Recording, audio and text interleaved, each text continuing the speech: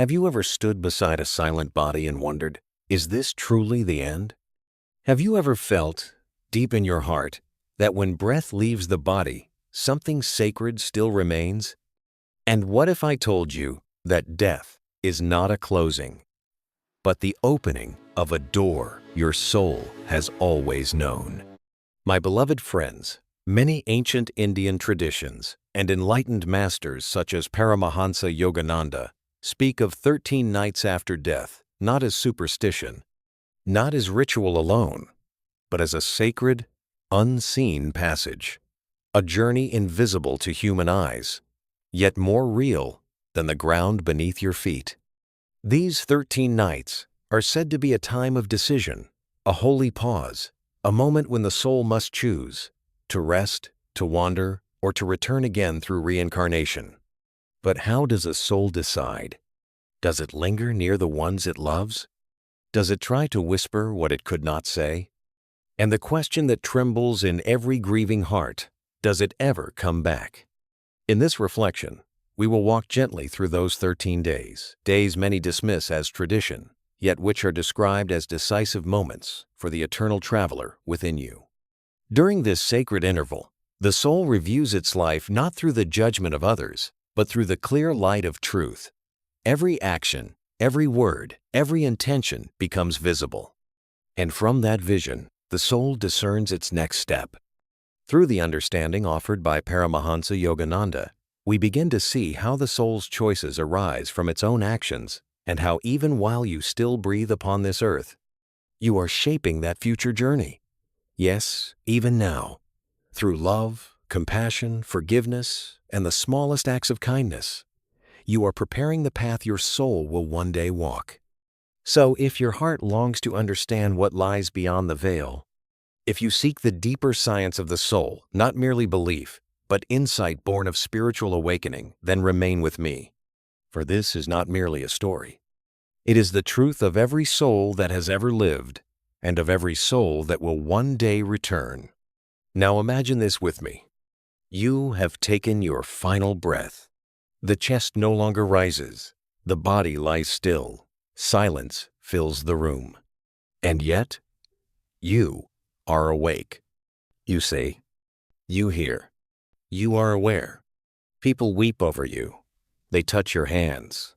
They call your name, but you cannot answer. You try, but there is no voice, no movement. This is the first night of the soul. It is a night of deep stillness, a holy mystery, an experience unlike any other, unique to every soul. What you have called death is not extinction. It is the opening of the greatest door into life. Paramahansa Yogananda teaches that death is not an end. It is seeing life through the eyes of the soul, unobstructed, unveiled. On this first night, the soul gazes upon the body it once called me, but now it sees clearly. This form is only a garment laid aside, a shell that served its purpose. The cries of mourners reach the soul like distant echoes. The love is felt, but there is no returning to the body. Gradually, a realization dawns. I am no longer part of that world. Then, gently, as if drawn by an unseen current, the soul begins to rise. Sometimes slowly, as though reluctant to leave. Sometimes swiftly, as though freed from a long burden.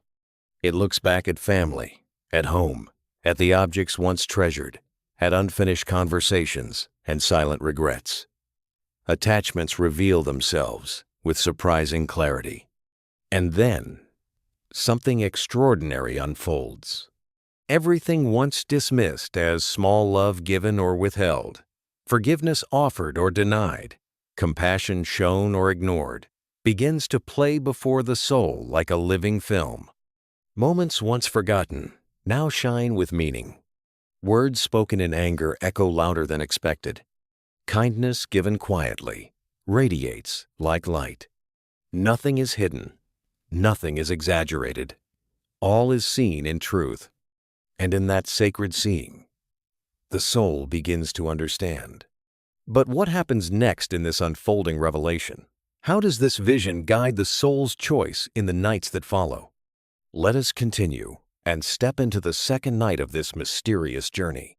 In the first night, the soul watched its life unfold like a sacred film. And now, my friends, that vision begins to deepen. And let me ask you something straight from the heart. If your whole life played back before you tonight, would you feel peace, or would something inside you tighten? Stay with me here. Don't click away. Because this isn't just about death. This is about the quiet truth you carry right now. Every memory, every action, every hidden sorrow, every private joy, all of it settles into the soul's awareness. Nothing is lost. Nothing fades. This is where the soul's review truly begins. And the question rises gently, but powerfully. Does the soul long to return, or does it hesitate? Does it tremble in fear, or rest in peace? The answer, beloved, is not random. It flows from the life that was lived, from habits formed, intentions carried, and even the state of heart at the moment of death. Some souls are calm, almost radiant, as though they have completed their earthly labor and laid down their tools with dignity. Others feel scattered, unsettled, confused, as though they left in the middle of a sentence they never finished. On this first night, the soul understands something profound. The body it once inhabited is now only a memory in the hearts of those who remain. It sees clearly that form is no longer mine. And in that sacred realization, an unseen path opens. It may appear as light. It may feel like a presence. It may simply be a vibration, gentle, steady, calling. Now the soul must choose. Will it move toward that light, or will it cling to the familiar, to loved ones, to unfinished attachments, to the echo of earthly life? This first night is the moment of pure freedom from the physical form. No weight, no limitation, no breath required.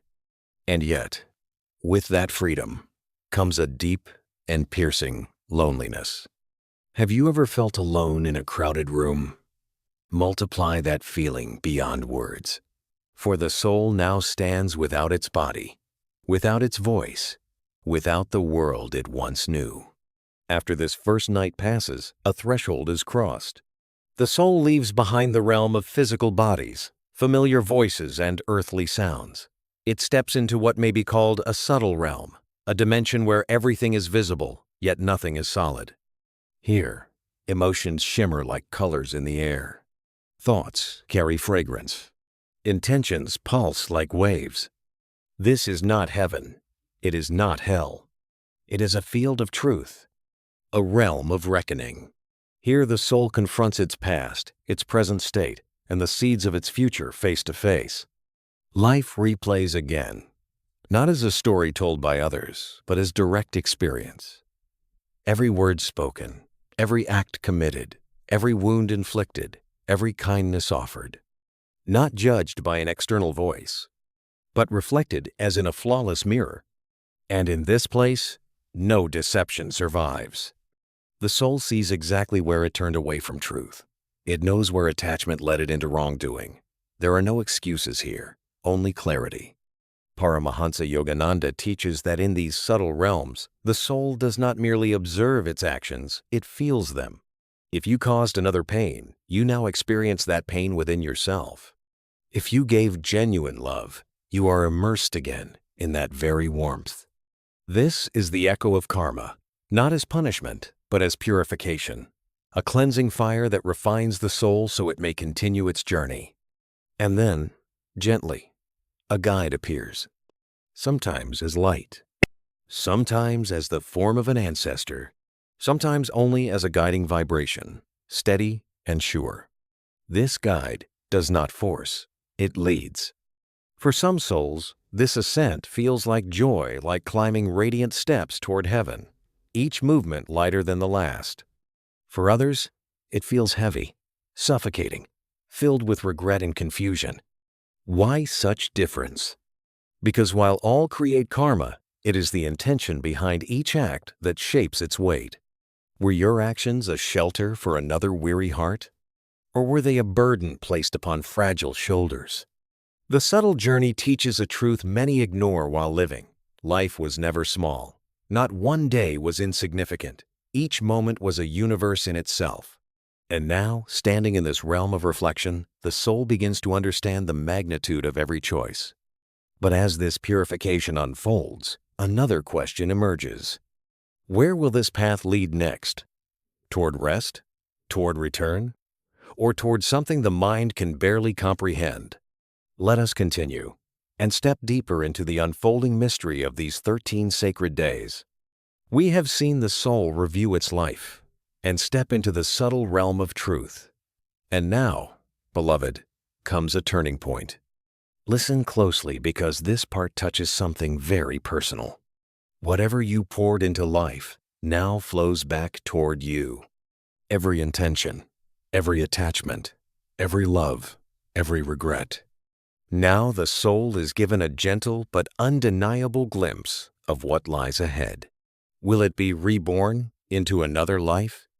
Will it rest for a sacred interval? Or are there threads still tangled, holding it back? And here is the hard truth. If the soul remains tightly bound by regret, grief, longing, or desire, it does not immediately move on. It begins to wander. Yes, these are the souls that linger near homes, near loved ones, near places where something felt unfinished during those 13 days. You might be thinking, is that really possible? Stay with me, because deep down many of you have felt something, a dream more vivid than usual, a sudden emotion that didn't feel like your own, a quiet presence in a familiar room. Sometimes these souls send signals through dreams, sometimes through subtle impressions, a scent, a memory, a sudden wave of feeling. But they remain entangled in emotional knots they have not untied. This is why our ancestors established 13 days of prayer, remembrance, offerings, and sacred rituals, not as empty customs, not as superstition, but as acts of compassion, as bridges, as help. These prayers are meant to loosen the knots of attachment, to help the soul release its hold and continue forward. Now the soul stands at a crossroads. Will it cling to what it has lost? Or will it accept its karma fully, humbly, and move toward the next plane of existence? This is the midpoint of the subtle journey, the middle stage of the 13 days, a space between confusion and peace. At this point, the soul is no longer bound to the body. That separation is complete. It has already glimpsed its karma. It has felt the echo of its actions. And now it stands at a threshold, not fully of the earth, not fully of the higher realms, neither here nor there. This state is delicate beyond words. The soul may still feel emotionally tied to its home, to its family, to dreams that were never fulfilled. It may attempt to call out, to reach, but no one hears. It is present, yet unseen. In this phase, the soul can experience longing, attachment, regret, sometimes even frustration. If its inner state is calm, if acceptance has taken root, it rises gently, supported by the warmth of prayers and sacred remembrance. Like a wave slowly leaving the shoreline, returning to the vastness of the ocean. But if the soul remains heavy, burdened by grief, by unfulfilled desires, by unresolved karma, it begins to drift, to wander. This period is sometimes called the wandering middle phase, a space of movement without direction. Here, the soul may observe its own final rites. It may return again and again to one particular person.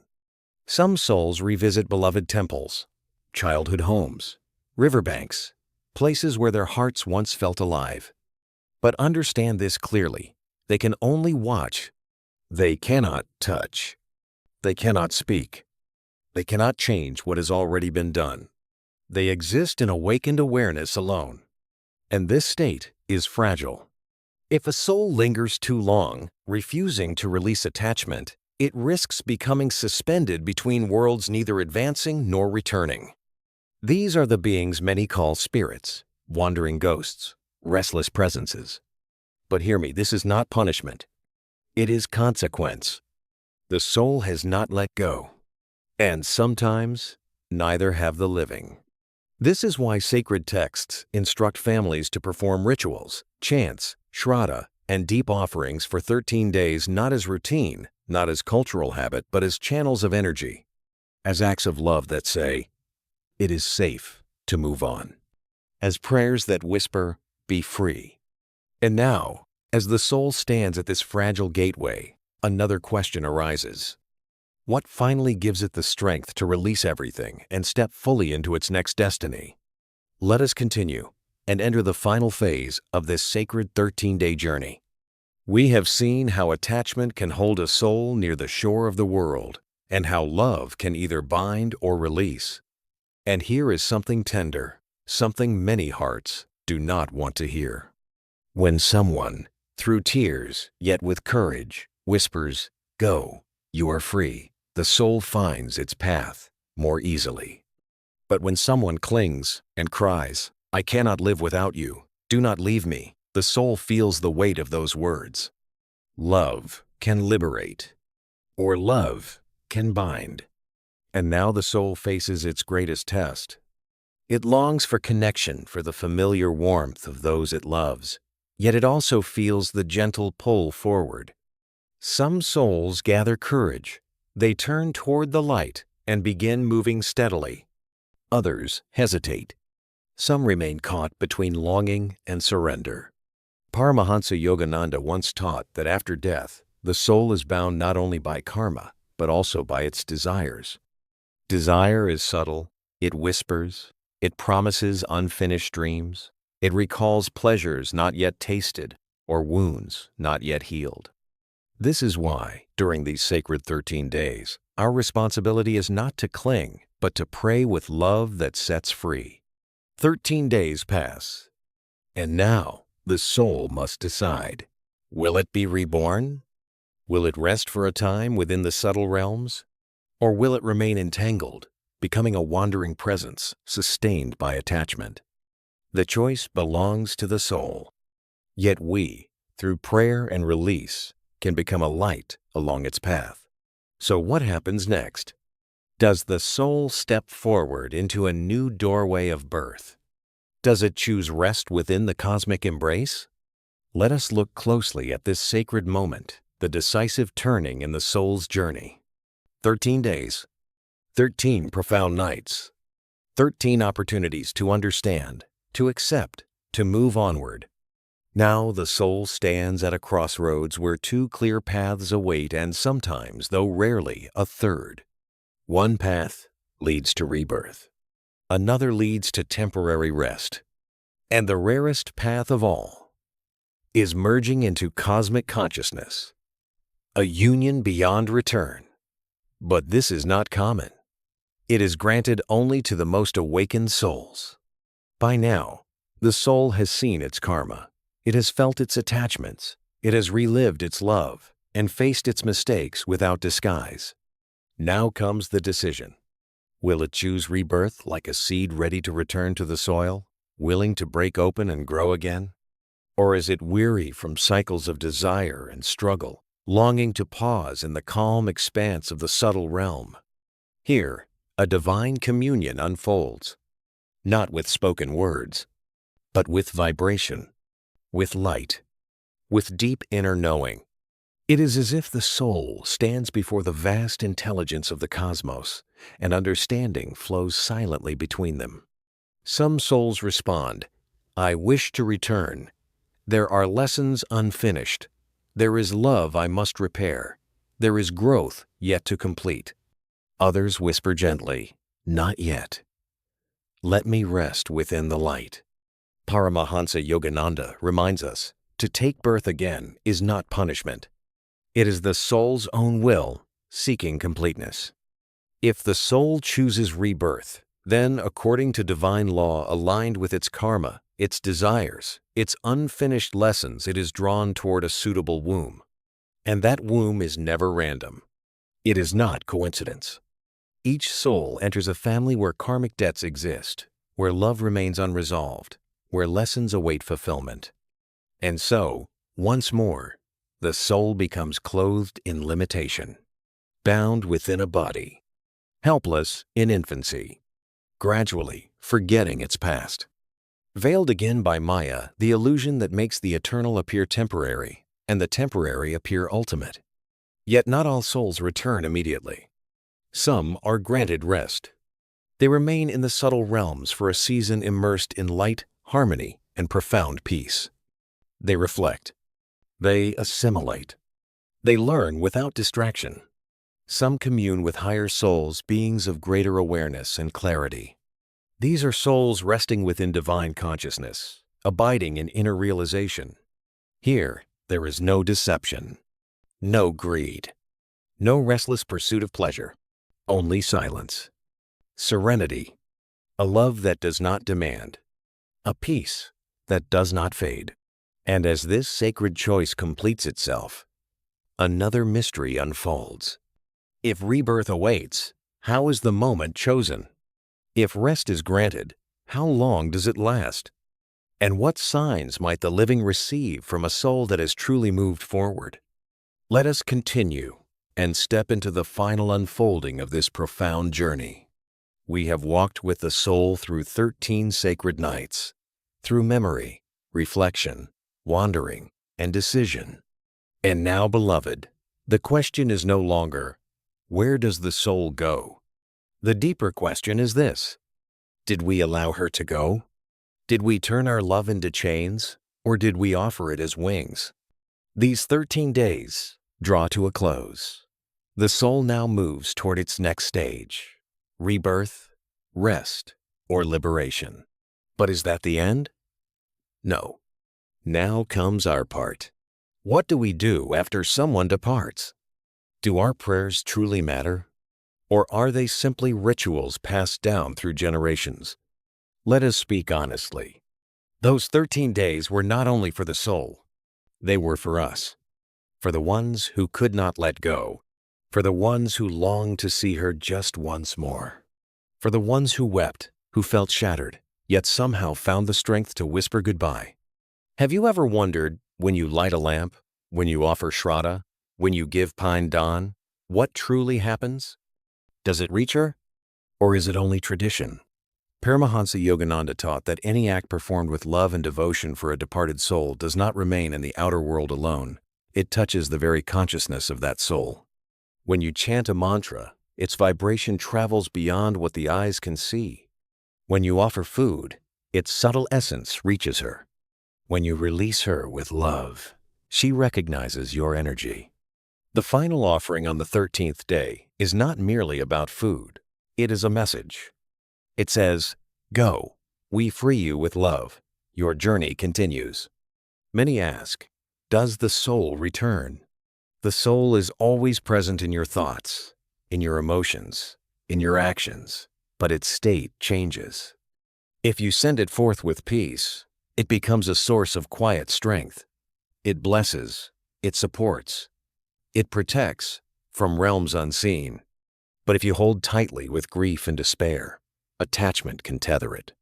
And so the true purpose of shraddha is not simply to offer sustenance to the soul.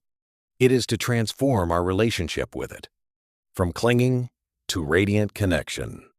Now the soul may be elsewhere, perhaps beginning a new life, perhaps resting in subtle light, perhaps continuing its journey beyond our understanding. Yet the greatest devotion we can offer is this: pray for her, serve in her name, give charity, help someone in need. For when you do, the soul feels that its life bore fruit. It lives on through your goodness. And in the end, here is the great mystery: no one truly dies. They change form, they change state, they change consciousness, like the wind unseen, yet felt upon your face, like sunlight invisible in itself, yet warming your skin. So is the soul, always present, even when unseen. The next time you lose someone, do not say goodbye with despair. Say instead, "Go, may your journey be luminous, and when we meet again, may I recognize you." This completes the 13-day sacred journey, the hidden truth of life beyond death, and the purest expression of love. What you have heard is not merely information. It is remembrance. A truth already within you, perhaps forgotten beneath the noise of the world. Every soul child or elder, wealthy or humble, saint or seeker walks this same path. 13 days, 13 nights, one decision that shapes what comes next. Paramahansa Yogananda said, "Death is not the end. It is a door through which the soul becomes more true, more free." If you are grieving, if you wrestle with questions of life and death, know this: you are not alone. Every prayer you send reaches. Every tear is understood. And the soul is never far, even when your eyes cannot see. In this journey together, you have learned of the first night, the karmic reflection, the wandering middle, and the sacred choice of rebirth or rest. Now this understanding lives within you, and with it, the power to send peace when someone you love departs. If this message touched your heart, if it gave words to something you have long felt but could not explain, share your thoughts below. Perhaps your voice will be the answer someone else has been praying for. Like this video, share it with someone who is grieving. Subscribe, not merely for content, but for continued journeys of the soul. Until we meet again on another sacred path. Remember this: know the soul within you, for it is the greatest temple you will ever enter.